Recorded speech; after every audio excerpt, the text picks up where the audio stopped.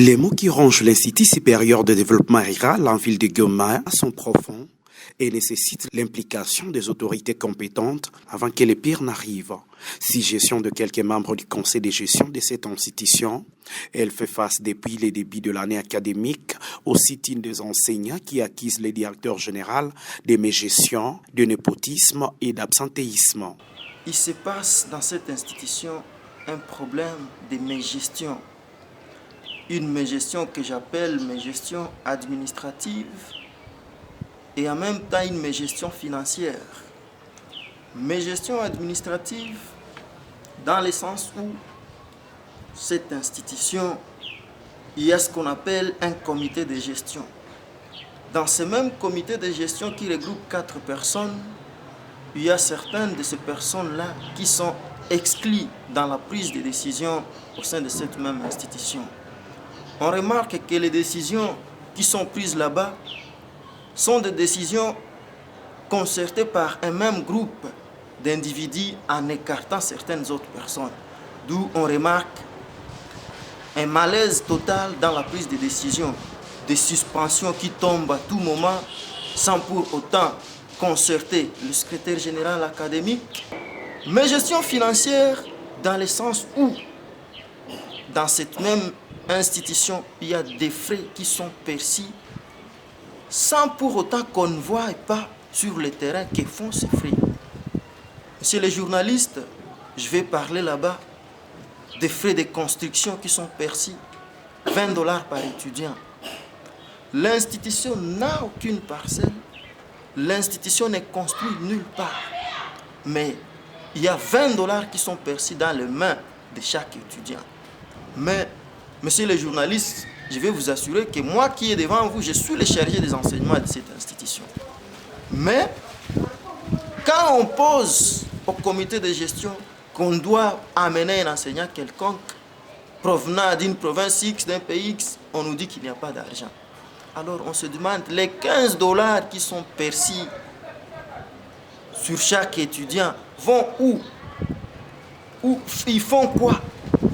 Toutes ces questions, ce sont le mal qui ronge cette institution. Il y a des frais d'entérinement de diplômes, les étudiants n'accèdent pas à leur diplôme. Les frais de Minerval, Expo, on ne sait pas. Les frais de construction, pendant que tous ces frais sont détaillés dans l'instruction, on a toujours dit que quand la tête est malade, c'est tout le corps qui en souffre.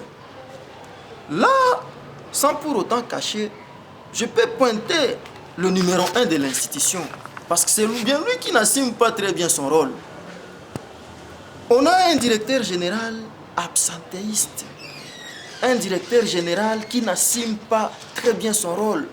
D'où on remarque que dans l'administration de l'institution, il y a celui qui s'est déguisé en celui qu'on appelle toujours ici dans nos villes Morino. Il s'est déguisé en un petit dieu car il a déjà compris qu'il y a l'absence de l'autorité numéro 1 de l'institution, l'administrateur des budgets de cette institution. Aujourd'hui, il se prend comme étant celui le numéro 1. Il a écarté le numéro 2 dans la gestion, surtout financière, de l'institution. Il arrive même à étouffer les services académiques. On a une institution où une fois l'académique prend une décision, il y a le numéro 4 de l'institution qui est l'administrateur des budgets qui conteste la décision de l'académique. On a été suspendus, nous qui travaillons dans les services académiques, parce qu'on a répondu à l'ordre de ton numéro 1, de ton supérieur hiérarchique. Pour l'appariteur central et chargé de la bibliothèque de l'IS d'Erguema, le mal est profond et l'option ultime pour sauver cette institution étatique, c'est la démission ou la destitution par le ministre national du directeur général. La lutte que nous avons commencé à mener, depuis que ces contestations ont commencé, c'est à l'intérêt de toute l'institution, à l'intérêt de tous les agents et à l'intérêt même des étudiants là, qui sont les premiers bailleurs de fonds de cette même institution. Et donc, lorsque les étudiants n'ont pas un porte-parole et que l'institution s'oriente dans l'hécatombe, nous, en tant qu'agents, on ne peut pas accepter que l'institution puisse disparaître à cause des appétits d'un groupe de gens qui ne voient que leurs intérêts personnels. Et donc, nous, en tant qu'agents et en tant qu'aussi victimes de cette mégestion, nous étions obligés de dénoncer parce que les étudiants sont nos petits frères et ce sont nos enfants.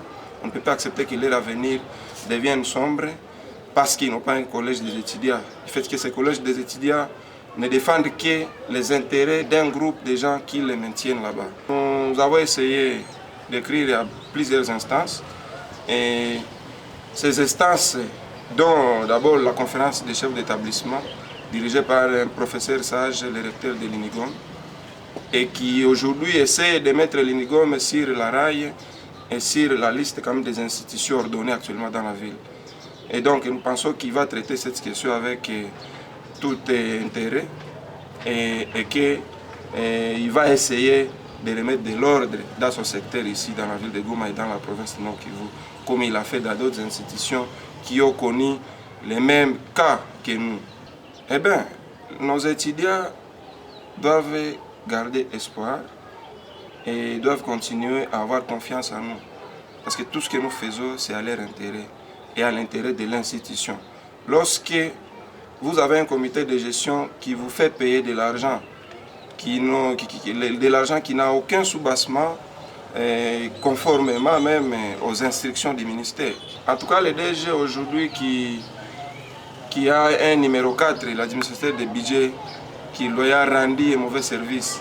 Si j'étais en face de lui comme la fois passée, nous étions face à face dans la conférence des chefs d'établissement, je lui conseillerais de plier bagage. Parce que cette gestion est en train de salir son nom dans cette ville de Goma. Et donc, comme il n'a pas été à mesure de gérer une très grande institution comme l'ISER Goma, située dans une très grande ville aussi cosmopolite, il n'a pas su gérer cet enjeu. Et donc, moi, je pense qu'il serait sage que lui-même démissionne avant que même la décision n'arrive. Le directeur général de cette structure éducationnelle rejette en bloc ces accusations et parle plutôt d'un combat de poste aux appétits démesurés. Le problème est simple. D'abord, il y a des appétits mesquins des uns et des autres qui pensent qu'ils peuvent se taper des moyens au niveau de l'ISDER sans avoir effectivement des soucis de voir l'ISDER grandir. Il y en a qui pensaient qu'on peut user d'un trafic de place parce qu'il y a un nouveau gouvernement. Par le fait qu'il y a de nouveaux ministres, un nouveau gouvernement, des nouveaux députés, tout ça, c'est tout le monde qui pense qu'il peut passer par tel ou tel et ça peut les servir d'assouvir les appétits. C'est tout simplement ça. Ils sont dans l'air droit. J'ai ici déjà les programmes académiques. Tous les enseignants sont candidats pour venir enseigner. J'ai des demandes, j'ai des dossiers de demande ici, des enseignants qui viennent demander qu'on leur donne des cours. Donc je peux mettre mon doigt à couper. Il n'y a pas un seul enseignant qui est en grève. Tous les enseignants viennent enseigner. D'ailleurs, ils se bousculent pour leur donner le cours parce qu'on les avait payés. Ils étaient payés l'année passée. Ils savaient que même cette année, 6 enseignants seront payés et ils se bousculent. Ils sont nombreux.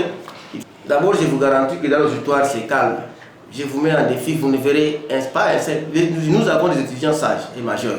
Il n'y a pas un seul étudiant qui est dans cette agitation-là. Ce sont mes agents qui sont dans cette agitation-là, qui sont même allés dire que moi j'ai engagé des milices. Or, moi je les avais engagés eux, c'est qu'eux aussi sont des miliciens. Alors, le langage, c'est que je pense que c'est la sanction qui va trancher.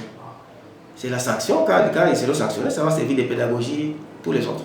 Et que lorsque je me trouverai vraiment lésé par rapport à mes droits, la justice peut trancher.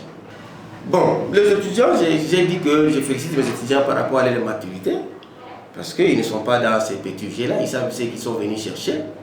Et ces agitateurs-là ont cherché à tout prix à infiltrer les étudiants, mais ils n'ont pas pu. Ils sont de plus en plus réduits. Dites-moi, il y en a, j'ai des lettres de ceux qui retirent leurs signatures. Il y en a qui ont dit qu'ils étaient induits en erreur, ils ont déjà retiré leurs signatures. J'ai des lettres, et il ne reste plus que deux qui font des petits bruits, qui utilisent les médias comme moyen de bruit. Interrogé par le groupe de presse La République, Le secrétaire général académique de l'ISDER-Guema estime que le comité de gestion devait en principe être soudé pour constituer un corps capable d'amener l'institution vers un avenir meilleur. Selon lui, il se constate que les membres du COG de l'ISDER-Guema sont divisés de par les décisions qui se prennent sans consultation au préalable. Pour votre information, je suis victime d'une décision qui a été prise à l'endroit d'un agent qui ne dépend pas directement de moi, à qui on a octroyé une sanction sans que moi je sois consulté. Ce qui a fait qu'aujourd'hui, nous y sommes, il y a du tiraillement, l'agent est mis de côté et je ne sais plus comment faire fonctionner mon service parce que cet agent ne vient pas au boulot. Et ce qui fait qu'au sein même du corps que nous étions censés constituer, il y a une fissure qui provoque un dysfonctionnement. Lui, il est d'abord médecin qui passe tout son temps à l'hôpital général et qui ne vient que très rarement au sein de l'institution. Si on peut construire quelque chose à distance, alors je dirais que merci, comme lui il est en train de construire à distance, mais sinon nous sommes là, nous qui, tout le jour nous sommes là, nous essayons de voir qu'est-ce qui ne marche pas, qu'est-ce qui marche, on essaie avec les collègues qui sont là, on essaie de mettre les efforts ensemble pour que la chose puisse marcher, mais lui ne me dira pas qu'il est là. Nous sommes là et il n'a qu'à se ressourcer à nous pour pouvoir connaître ce qui se passe et ce qui ne va pas. C'est quelqu'un qui ne sait pas, il ne sait pas tenir les volants de la machine qu'il est en train de conduire. Il faut qu'il cherche les histoires ailleurs. Il construit quoi? Pour votre information, s'il construit, bon, c'est là encore, ça engage que lui parce que moi je suis là en tant que numéro 2 de l'institution. Je ne connais pas comment marchent les finances de l'institution. Lui seul connaît et il ne nous rend pas compte. Donc, s'il a payé, je ne sais pas comment il l'a payé, il ne m'a pas informé. Je ne peux pas argumenter sur quelque chose que moi, je n'ai pas de formation. Normalement, une institution dont la raison sociale, c'est l'enseignement, moi, je suis la plaque tournante de l'institution. Je dois rassurer que les enseignements marchent bien. Alors, pour que les enseignements marchent bien, il faut que j'ai une formation sur le budget. Malheureusement, je n'ai pas de formation. Je ne sais pas combien d'enseignants ont été payés. Seulement, je vois des enseignants venir réclamer, mais je ne sais pas combien ne sont pas encore payés. D'autant plus que celui qui est censé me faire de renseignements, des informations sur le finance, n'est pas disposé à me le faire. Pour votre information, ce n'est que dans une convocation que nous avons reçue de la conférence des chefs d'établissement de l'ESI que j'ai eu l'honneur d'être informé qu'au moins nous sommes l'institution, donc les étudiants sont solvables à plus de 80%. C'est dans une conférence des chefs d'établissement que j'ai eu ça, alors qu'à la source où j'étais censé être informé, je n'ai jamais été informé. Donc, je suis un peu mis de côté dans la gestion. Ils ont constitué ce que j'appellerais une sorte de cartel, dirigé par les chefs lui-même. Ils me mettent de côté pour pouvoir gérer tout ce qui est à gérer financièrement au sein de l'institution. Nous avons prouvé en suffisance que nous ne saurons pas faire avancer l'institution. Aujourd'hui, j'en appelle à toutes ces bonnes volontés-là qui peuvent nous aider à pouvoir mettre dehors ce comité de gestion qui ne va pas faire marcher les choses. Pour votre information, j'ai initié cette institution depuis 2012 et aujourd'hui je peux me frotter le main que cette institution aussi dans ma tête puisse avancer et que cette institution soit prise en main par l'État. Et aujourd'hui, si l'État me mettait de côté, je vais me frotter le main parce que au moins l'institution est déjà là. Et j'aimerais qu'un autre comité, un autre corps puisse prendre les choses en main pour que les jeunes gens que nous voulons sanctionner inutilement puissent trouver ce milieu-là, leur milieu de vie socio-professionnelle à jamais jusqu'à leur vieillesse. Sinon, nous avons initié cette histoire-là pour cette jeunesse-là. Je ne vois pas dans quel intérêt on peut encore refléter cette jeunesse-là pour laquelle nous avons pu initier la chose. Et aujourd'hui, qu'elle est en train d'arranger les choses au sein de l'institution, laissons les jeunes gens jouir un jour de fruits de cet établissement pour lesquels ils ont peiné. Je ne vois pas pourquoi on peut les chasser. Peut-être j'écris à toutes les bonnes volontés de pouvoir, en tout cas la solution serait de nous déguerpir, nous qui sommes en train de mettre de côté. Même vous? Si l'État trouve qu'il faut que tout le monde parte, je suis très prêt.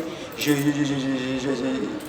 lève haut le main pour que l'État puisse prendre la chose, l'institution qui est la sienne. Les choses marchent bien à l'ISDERGEMA et ceux qui créent des troubles sont des manipulateurs car les autorités établies respectent les instructions académiques et tout marche bien. Assurance de Amouli Kwebo Prince, porte-parole des étudiants. À l'ISDERGEMA, les grèves n'y arrivent pas normalement. Le comité de gestion, c'est un comité du parent. C'est un comité qui gère comme des parents, je peux le dire. Parce que depuis que nous avons réussi l'arrêté ministériel, c'était le 13 août 2018, mais on a déjà fait seulement une année. Jusque-là, on n'a pas encore vu les problèmes du comité de gestion, c'est à quel niveau. En plus de cela, l'ISDERGEMA, c'est l'institution de l'État.